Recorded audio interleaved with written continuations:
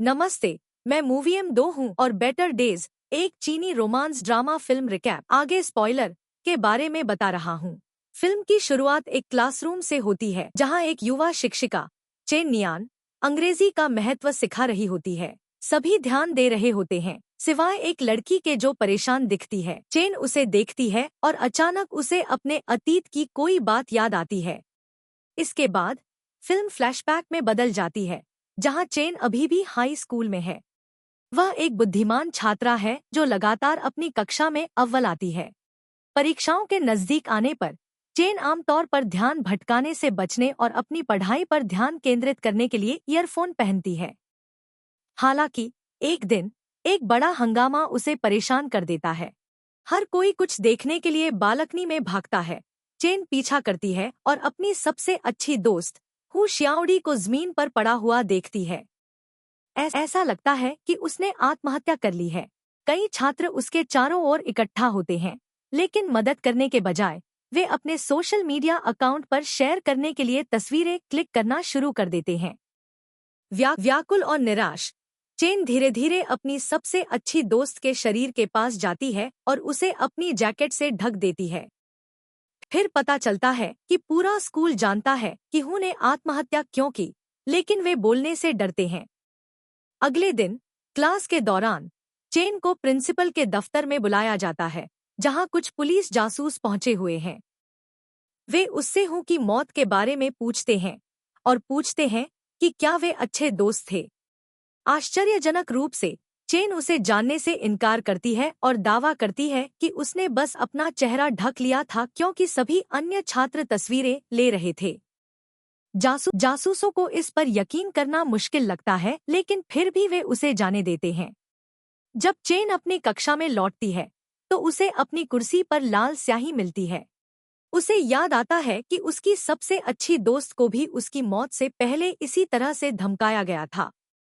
बाद में कैफेटेरिया में धमकाने वाले समूह का नेता वेई लाई उसके पास आता है और आगामी परीक्षाओं में मदद मांगता है। चेन जवाब देती है कि उसके पास इसके लिए समय नहीं है, इसलिए वेई लाई उसकी तस्वीरें लेना शुरू कर देती है, ठीक वैसे ही जैसे उसने हु की थी। अंत में पता चलता है कि धमकाने वाले हु की मौत के लिए जिम्मेदार थे वे नियमित रूप से उसे प्रताड़ित करते थे, जिसने उसे अंदर से पूरी तरह से तोड़ दिया। चेन यह सब जानती है लेकिन पुलिस को बताने से डरती है। घर के रास्ते में वेई लाई और दूसरे धमकाने वाले उस पर सिर्फ इसलिए हमला करते हैं क्योंकि उसने पुलिस अधिकारियों से बात की थी।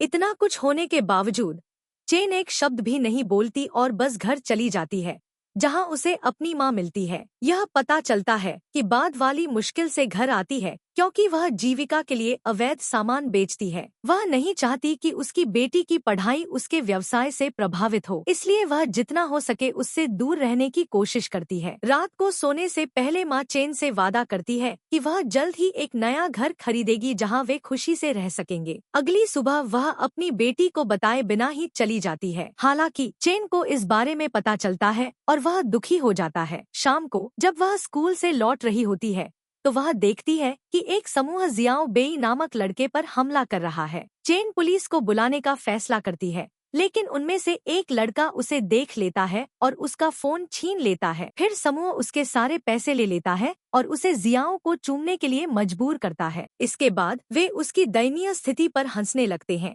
लेकिन इससे जियाओ और भी क्रोधित हो जाती है। वह उठता है और समूह के नेता को क्रूर दंड देता है, जिससे अन्य लोग भाग जाते हैं। जाने से पहले जियाओ चेन की आंखों में देखता है, लेकिन कुछ नहीं कहता।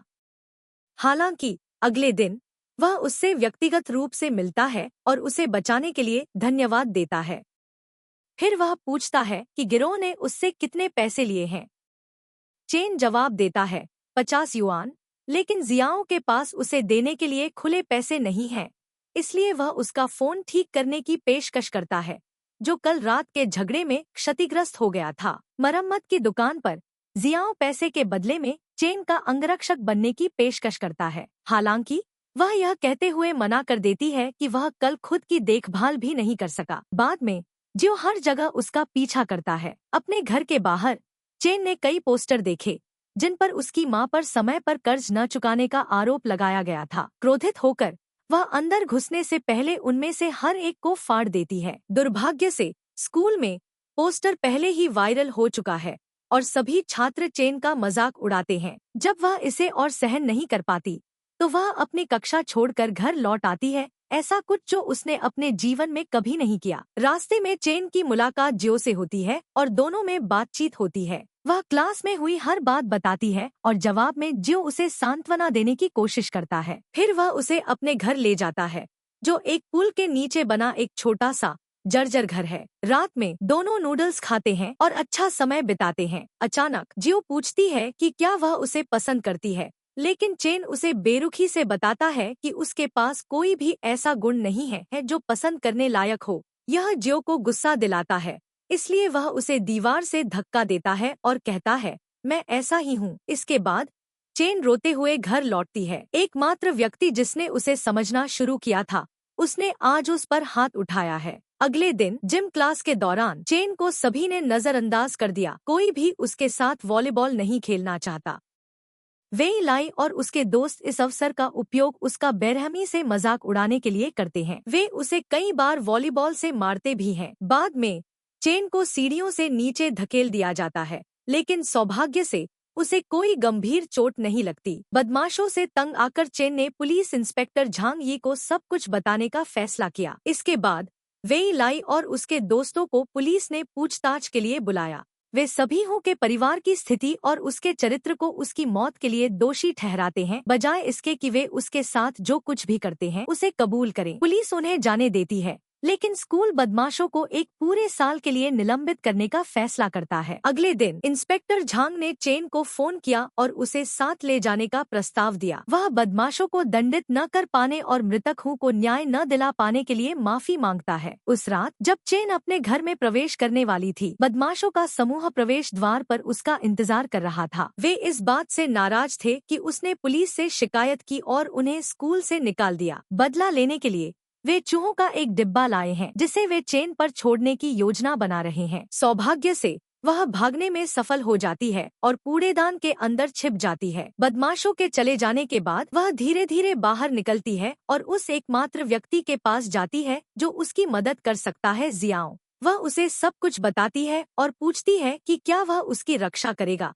भले ही उसके पास बदले में देने के लिए कुछ भी न हो। अगले दिन से जियाओ चेन का पीछा करता हुआ स्कूल जाता है और उसे वापस लाता है। वह उसके साथ उसके घर में रहने भी लगती है। चूँकि जियाओ एक गिरोह का सदस्य है, इसलिए वह अक्सर पीटा हुआ और घायल होकर घर लौटता है। एक दिन जब वह गंभीर रूप से घायल होकर लौटता है तो चेन उससे पूछती है कि क्या वह ठीक है। वह उससे अपने पास आकर सोने का भी अनुरोध करती है। जियाओ ने बताया कि जब वह 13 साल का था तब उसके पिता ने उसे छोड़ दिया था और उसकी माँ ने उसे दूसरे आदमी के लिए छोड़ दिया था। उसने आगे बताया कि चेन ही पहला व्यक्ति था जिसने उससे पूछा कि क्या उसकी चोटें दर्दनाक हैं।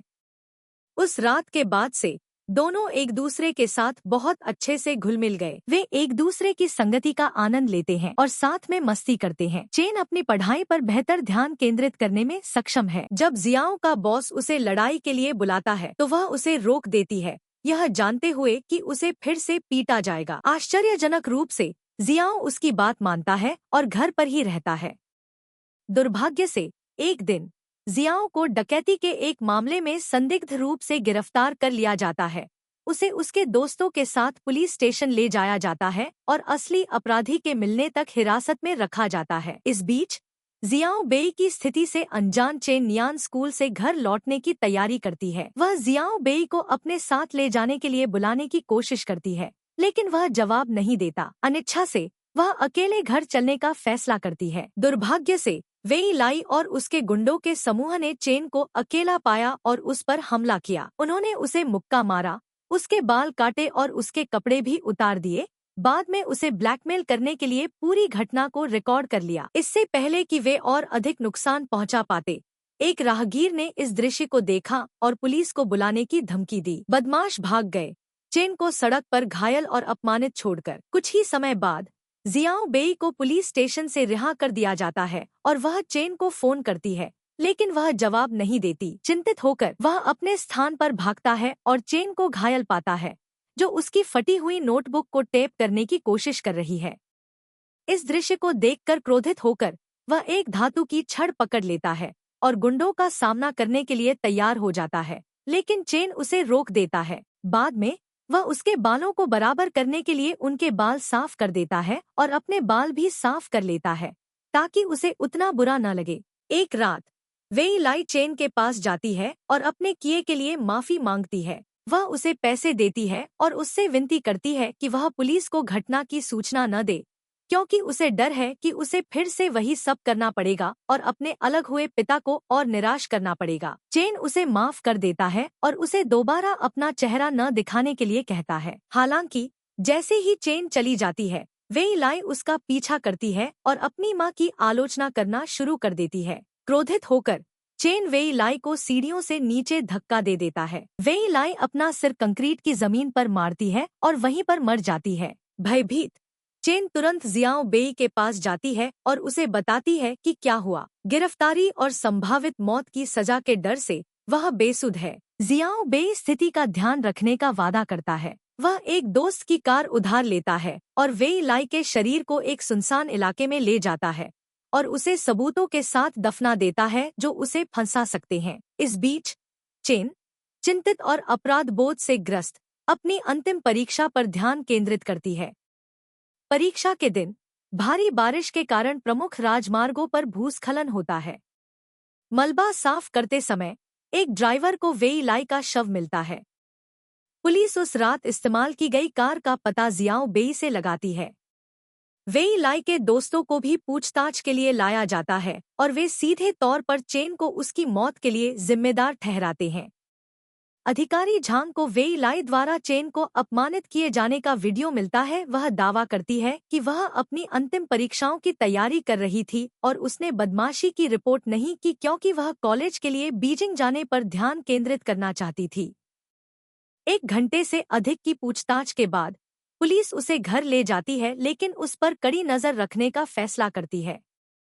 अगले दिन जब चेन स्कूल से घर लौट रही होती है, जियाओ बेई अचानक उसके पास आता है और उसे एक परित्यक्त इमारत के तहखाने में ले जाता है और पीछे से दरवाजा बंद कर देता है। वह चाहता है कि चेन उस पर हमला करने का आरोप लगाए ताकि पुलिस यह मान ले कि उसने वेई लाई के साथ भी ऐसा ही किया है, जिससे चेन का संदेह दूर हो जाए। शुरू में चेन मना कर देती है, लेकिन जियाओ बेई समझाती है कि वह नाबालिग है और उसे कठोर सजा नहीं मिलेगी। वह अनिच्छा से सहमत हो जाती है। जब पुलिस आती है, जियाओ बेई उस पर हमला करने का नाटक करती है। अधिकारी झांग ने सीसीटीवी फुटेज की समीक्षा की और पाया कि जियाओ बेई लंबे समय से चेन का पीछा कर रही थी। पूछताछ करने पर जियाओ बेई ने दावा किया कि वह उसका पीछा कर रहा था क्योंकि वह उसे आकर्षक लग रहा था। चेन से भी पूछताछ की जाती है, लेकिन वह जियाओ बेई को जानने से इनकार करता है और कहता है कि वह केवल एक पीछा करने वाला था। सबूतों की कमी के कारण चेन को रिहा कर दिया जाता है, जबकि जियाओ बेई को जेल में ही रहना पड़ता है। कई दिन बीत जाते हैं और चेन अपनी मां के साथ रहने लगती है। वह अपनी पढ़ाई पर ध्यान केंद्रित करने की कोशिश करती है, लेकिन जियाओ बेई की यादों से घिरी रहती है।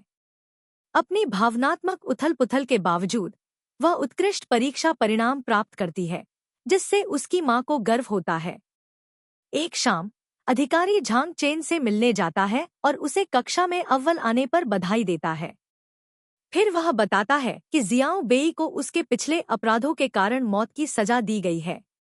हैरान चेन जोर देकर कहता है कि जियाओ बेई नाबालिग है, लेकिन अधिकारी झांग बताता है कि जियाओ बेई वास्तव में 23 साल की है। व्याकुल चेन अधिकारी पर हमला करता है, जो तब स्वीकार करता है कि वह उससे कबूल करवाने के लिए झूठ बोल रहा था। वह वादा करता है कि अगर वे ईमानदार हैं तो सजा कम कर दी जाएगी। बाद में चेन जेल में जियाओ बेई से मिलने जाती है और उसे बताती है कि उसने सब कुछ कबूल कर लिया है। हालांकि अब उसकी जिंदगी बर्बाद हो चुकी है, लेकिन उसे राहत का एहसास होता है। फिर फिल्म वर्तमान में लौटती है, जहां चेन अपने आपराधिक अतीत को पीछे छोड़कर एक अंग्रेजी शिक्षिका बन गई है। वह एक चुप रहने वाली छात्रा को देखती है और अपनी खुद की परेशान जवानी को याद करती है।